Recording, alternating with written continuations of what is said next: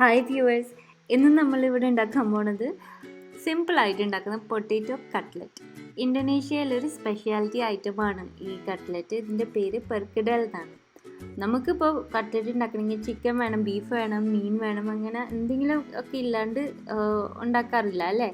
പക്ഷേ സിമ്പിളായിട്ട് ഈ പൊട്ടാറ്റോ വെച്ചിട്ട് അവരുണ്ടാക്കിയിട്ട് നല്ല ടേസ്റ്റാണ്, നല്ല സിമ്പിളുമാണ്. അപ്പോൾ നമുക്ക് എന്താ ഉണ്ടാക്കിയാൽ നമുക്ക് ഉണ്ടാക്കാം ഇന്തോനേഷ്യൻ പൊട്ടാറ്റോ കട്ട്ലറ്റ്.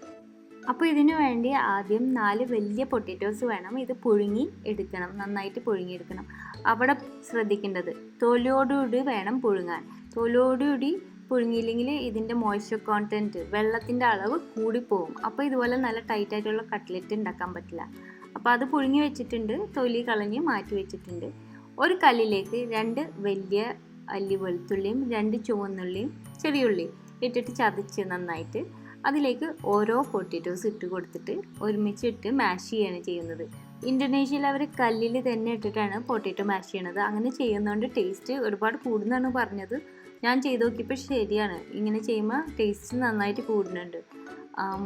ആ ടെക്സ്ചറും നന്നാവണുണ്ടെന്ന് തോന്നി. ഇനിയിപ്പോൾ ഇതുപോലത്തെ കല്ലില്ലെങ്കിൽ പൊട്ടാറ്റോ മാഷർ അല്ലെങ്കിൽ ഫോർക്ക് വെച്ചിട്ട് പൊട്ടാറ്റോ മാഷ് ചെയ്തതിന് ശേഷം ചതച്ച് വെച്ച ഉള്ളി വെളുത്തുള്ളി അതിലേക്ക് ചേർത്ത് മിക്സ് ചെയ്ത് കൊടുത്താൽ മതി. ഇതിലേക്ക് ഇനി 1/4 കപ്പ് സ്പ്രിംഗ് ഓണിയൻ്റെ ഇലകൾ ചെറുതായിട്ട് ചോപ്പ് ചെയ്തത് അതും കൂടി ചേർക്കണം. പിന്നെ ഉപ്പ്, കുരുമുളക് ടേസ്റ്റിനനുസരിച്ച്. കുരുമുളകിൻ്റെ അളവ് കൂടി പോകരുത്, ലൈറ്റായിട്ട് കുറച്ച് കുരുമുളക് മതി. ഇനി ഇത് കൈകൊണ്ട് നന്നായിട്ടൊന്ന് മിക്സ് ചെയ്ത് ആ ഉള്ളി വെളുത്തുള്ളി പൊട്ടാറ്റോസിൽ നന്നായിട്ട് എല്ലായിടത്തും ആയി കിട്ടണം. അതിൻ്റെ ഫ്ലേവറൊക്കെ മിക്സ് ആയി കിട്ടാൻ വേണ്ടിയിട്ട്. കണ്ടില്ല, നല്ലൊരു ടൈറ്റ് മിക്സ്ചറാണ്, നനവൊട്ടുമില്ല. അപ്പോൾ ഇനി ഇത് കട്ട്ലറ്റ് ഇട്ടണ പോലെ തന്നെ നമുക്ക് പ്രസ് ചെയ്ത് ഉണ്ടാക്കാം. നമ്മൾ ഉണ്ടാക്കുന്ന കട്ട്ലറ്റ് സെയിം ഷേപ്പിൽ തന്നെ.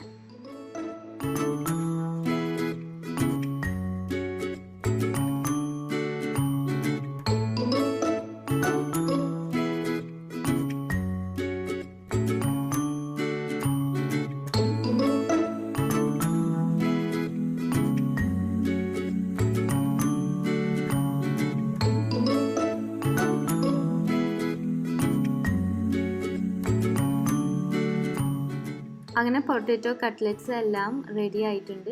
ഇത് ഇനിയൊരു എഗ് വാഷിൽ മുക്കിയിട്ട് ഫ്രൈ ചെയ്തെടുക്കുന്നുള്ളൂ. നമ്മൾ ചെയ്യുന്നതുപോലെ ബ്രെഡ് ക്രംസ് ഒന്നും വേണ്ട ഈ കട്ട്ലറ്റിന്. ഈ എഗ്ഗിൽ തന്നെ മുക്കി ഉണ്ടാക്കുമ്പോഴാണ് കൂടുതൽ ടേസ്റ്റ് തോന്നാറ്. ആ ഒരു ഡിഫറൻസും വേണമല്ലോ, ഇന്തോനേഷ്യൻ കട്ട്ലറ്റ് അല്ലേ.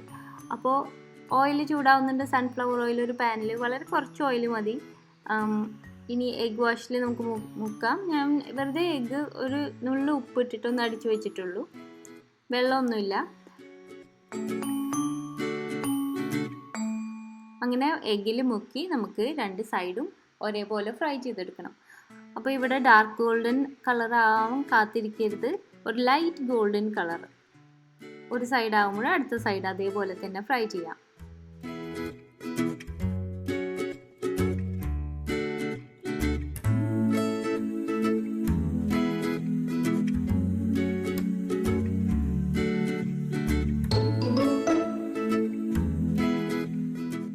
ഇവിടെ കണ്ടില്ലേ, 2 സൈഡും ഒരേപോലെ ഗോൾഡൻ കളർ ആയി കഴിഞ്ഞാൽ നമുക്ക് ആ 2 സൈഡ്സ്, ആ എഡ്ജസും കൂടി ഫ്രൈ ചെയ്യണം. ഇതേപോലെ കളർ കിട്ടണം, നല്ല ഫേം ആവുള്ളൂ.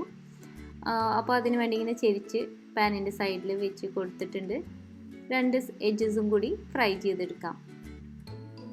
അങ്ങനെ എല്ലാ സൈഡും ഒരേപോലെ ഫ്രൈ ചെയ്ത് കഴിഞ്ഞാൽ നമുക്കിത് കിച്ചൺ പേപ്പർ ടവലിൽ വെച്ചിട്ട് എണ്ണ വലിയാൻ വേണ്ടി കുറച്ച് നേരം വെക്കാം.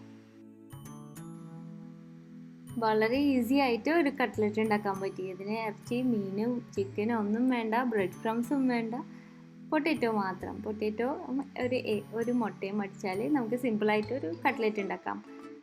ഈ റെസിപ്പി ഒന്ന് ട്രൈ ചെയ്തപ്പോൾ വളരെ ഈസി ആൻഡ് ടേസ്റ്റി ആയിട്ടുള്ളൊരു റെസിപ്പി ആയിട്ടാണ് എനിക്ക് തോന്നിയിരിക്കുന്നത്.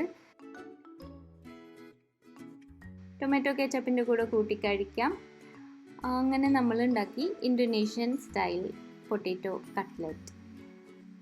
ട്രൈ ചെയ്ത് നോക്കിയാൽ എനിക്കൊരു ഫോട്ടോ അയച്ചു തരൂ. എൻ്റെ ഇമെയിൽ അഡ്രസ് recipes@gmail.com.